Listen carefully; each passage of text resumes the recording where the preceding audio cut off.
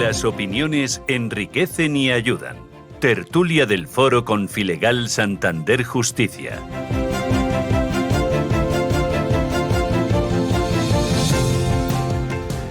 Desde el pasado mes de enero venimos hablando de este Guadiana, la renovación del Consejo General del Poder Judicial, el órgano de gobierno de los jueces que permanece vigente 1 año y 11 meses fuera de su tiempo. Seguramente muchos de ustedes han perdido el hilo de la cosa. Por eso he querido en este programa resetear y volver a los orígenes del conflicto. ¿Por qué los políticos le dan tanta importancia a la renovación? ¿Qué decide este órgano? ¿Es mejor que los 12 vocales jueces de los 20 que lo conforman pues sigan siendo elegidos por el Parlamento, o por el contrario, que los elijan los propios jueces para combatir eso que dicen que es la politización? Para ello contamos con el vocal del Consejo General del Poder Judicial, José María Macías. Señor Macías, buenas tardes. Muy buenas noches y buenas tardes, señor Verbena. Y también aquí en el estudio contamos con Alfonso Villagómez, magistrado del Tribunal Superior de Justicia de la Comunidad Valenciana y doctor en Derecho Público. Buenas tardes, señor Villagómez. Buenas tardes, Carlos. Buenas tardes a todos los oyentes. Así que vamos por el principio. Respóndanme de forma sintética. ¿Por qué es tan importante el Consejo General del Poder Judicial y por qué no se renueva? Empecemos con usted, señor Macías. Para mí, porque es importante, porque ¿Sí? asume las 4 funciones, entre otras muchas, pero las 4 funciones que determina el artículo 122 de la Constitución, que son fundamentales para asegurar la independencia del Poder Judicial. Con ellos, la vigencia del Estado de Derecho. ¿Por qué hay tanto interés en poder incidir en la elección del órgano? Bueno, supongo que es una cuestión muy humana el querer desbordar los límites de la posibilidad de gestionar y mandar, y que eso está implícito en el carácter de un político. Otra cosa es que también es bueno en democracia que aprendan el valor de la contención. A ver, señor Villagómez, ¿quién nombra al Consejo General del Poder Judicial? Pues al Consejo General del Poder Judicial, como establece nuestra Constitución, lo eligen, a los 20 vocales del Consejo General del Poder Judicial, lo eligen las Cortes Generales, el Congreso de los Diputados y el Senado. ¿Y eso significa que es un órgano político, entonces? Bueno, tiene una relevancia política. Más que política, tiene una relevancia constitucional, porque el Consejo General del Poder Judicial es un órgano constitucional. Por lo tanto, en la configuración del mismo parece lógico que participen las Cortes Generales, en donde está representado el pueblo español. No olvidemos también que la Constitución española proclama que la justicia emana del pueblo. Luego parece que forma parte de la lógica constitucional la participación de los representantes del pueblo en la elección de un órgano constitucional como es el Consejo General del Poder Judicial. Pero esto no lo decía la Constitución, señor Macías, ¿no? Al principio, ¿o sí? Bueno, mi compañero de... Estamos hablando de... un momento. Vamos a ver. El Consejo lo conforman 20 vocales, 8 son juristas de reconocido prestigio y 12 vocales de origen judicial. Entonces, estamos hablando concretamente de los 12 vocales de origen judicial, que son jueces, concretamente. ¿Qué dice la Constitución de eso? Bueno, mi compañero ha hecho una interpretación de lo que dice en el artículo 122 en el párrafo tercero, que no es exactamente literal respecto de lo que allí se expresa. Es una interpretación posible según en su día dijo el Tribunal Constitucional en cierta sentencia del año 86, cuando se valoró si la reforma del 85 era correcta o no era correcta. Dijo que era posible, aunque expresó sus dudas sobre si era conveniente. Yo, sinceramente, creo que no es posible, que esa interpretación que en su día hizo el Tribunal Constitucional es fruto de su tiempo. Quizá ese tiempo no estaba preparado para lo que decía nuestra Constitución, porque, curiosamente, la interpretación que en su día se sostuvo en la primera ley, de que las Cortes no debían intervenir en el nombramiento de los 12 jueces, hoy día es la interpretación que se viene considerando que es el estándar europeo necesario que se cumpla para garantizar el Estado de Derecho. Entiendo que el planteamiento de la doble legitimidad que se hace para decir que los jueces cuentan con la legitimidad de los propios jueces porque intervienen en el proceso de nombramiento, preseleccionando a quienes después pueden elegir las Cortes, y después la intervención de las Cortes, haciendo la elección final de entre los 12 miembros judiciales, no es la doble legitimación en la que estaba pensando la Constitución, que efectivamente la tiene. El órgano cuenta con doble legitimación, la de las Cortes, cuando eligen a los 8 juristas, y debía contar con la legitimación de los jueces directa cuando elegían a los 12 jueces. Creo que nos hemos ido del modelo, que nos fuimos del modelo en el año 85 y que eso ha traído los gravísimos problemas que estamos arrastrando desde hace tanto tiempo y que vivimos ahora. A ver, permítame que poner las cosas a punto. ¿Qué funciones tiene el Consejo General del Poder Judicial? A ver, cualquiera de los dos. El Consejo General tiene unas funciones fundamentales.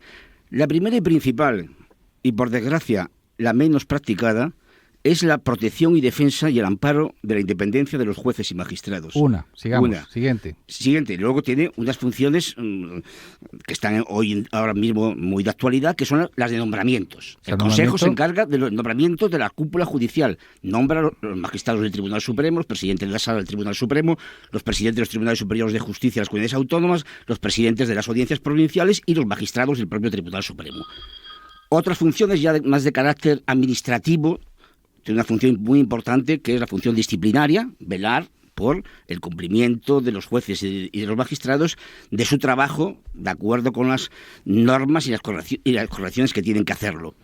Esas son, digamos, las funciones. Luego tiene otro tipo de funciones importantes. Informe sobre leyes. La función informativa, informar los proyectos de leyes en los que tenga que hacerlo por la relevancia de la ley que afecte al ámbito de las competencias del Consejo. Pero esas son las funciones fundamentales, ¿no? Vale, entonces, vamos a ver, para que nos entendamos.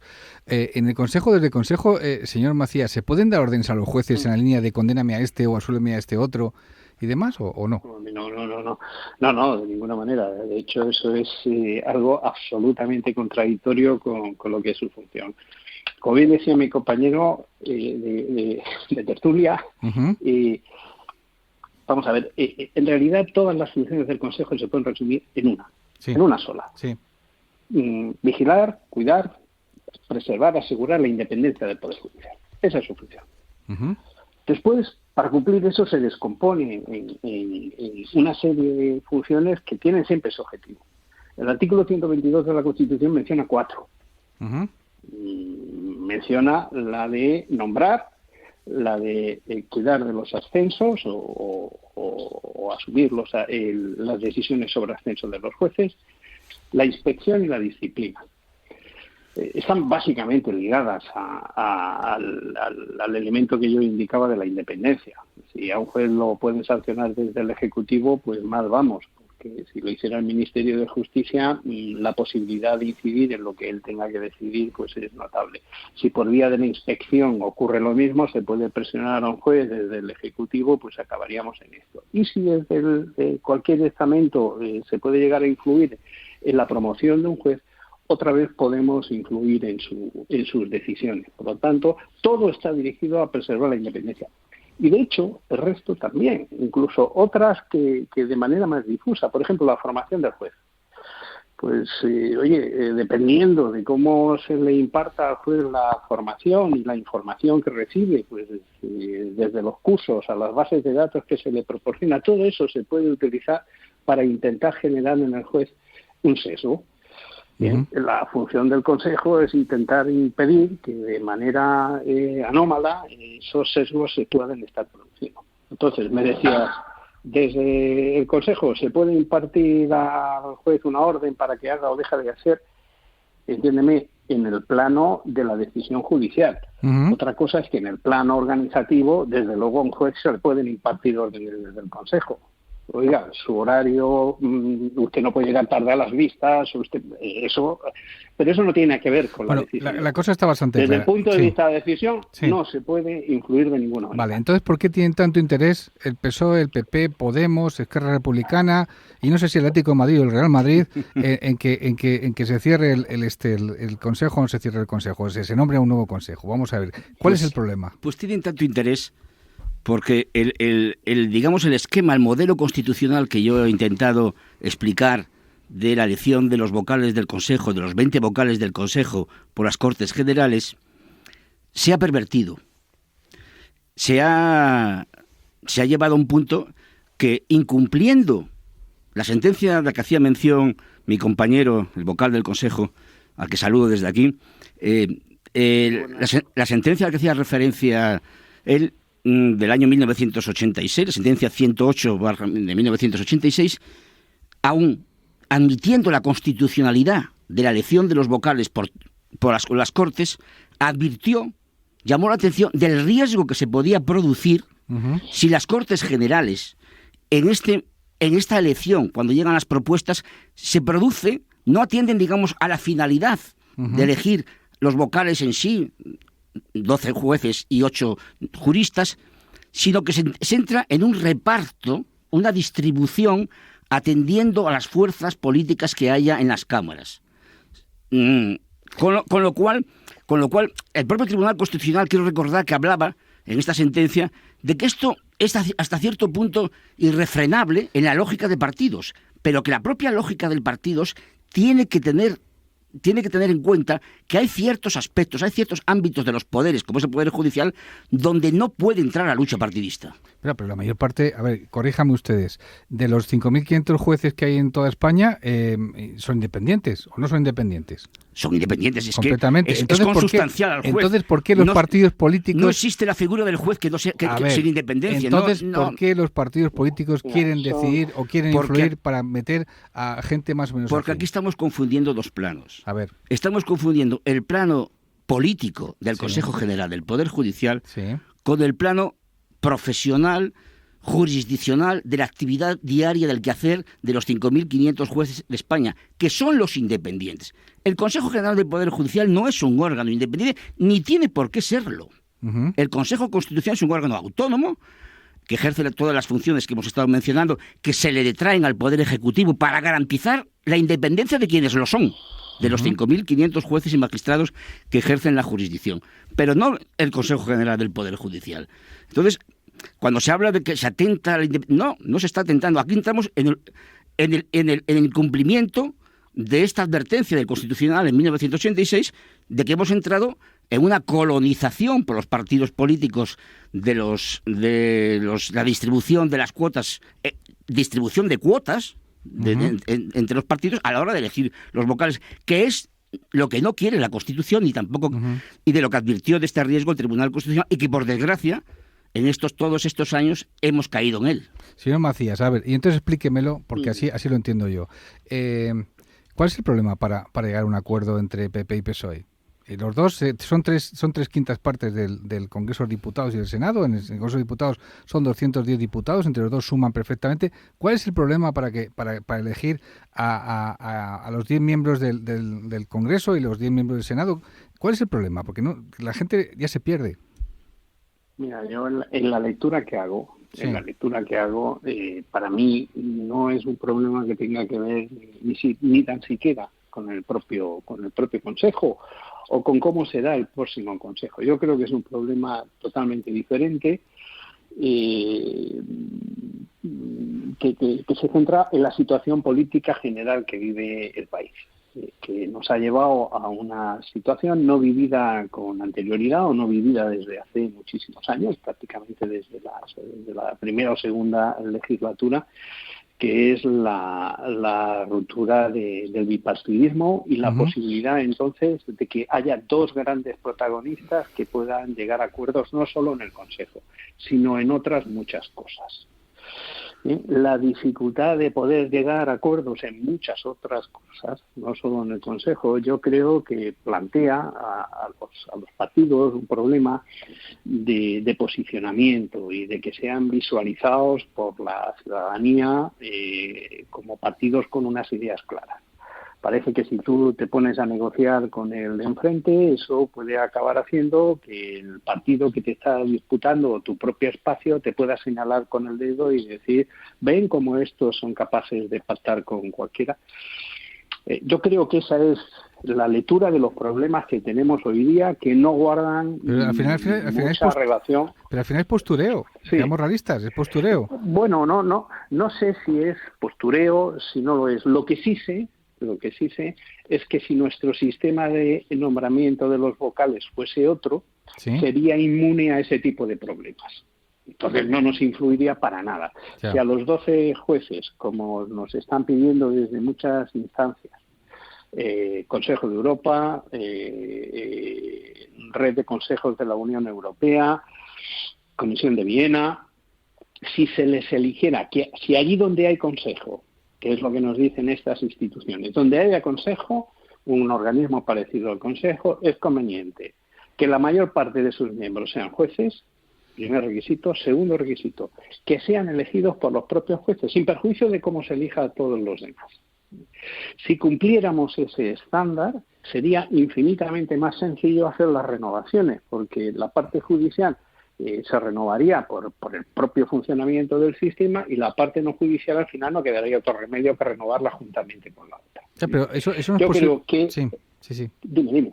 No, digo que sí, claro. que yo lo entiendo perfectamente, pero vamos a ver, la cuestión está en que hay una espada de Damocles ahora mismo. El Partido Socialista tiene un proyecto de ley que puede incluso reducir... Varios, ¿no? Tiene por lo menos dos. Hay dos. Sí, pero un proyecto de ley en el cual decide que si no se llega a un acuerdo, el Parlamento puede elegir por la mitad más uno, con 176, no con la mayoría cualificada. Puede elegir a los...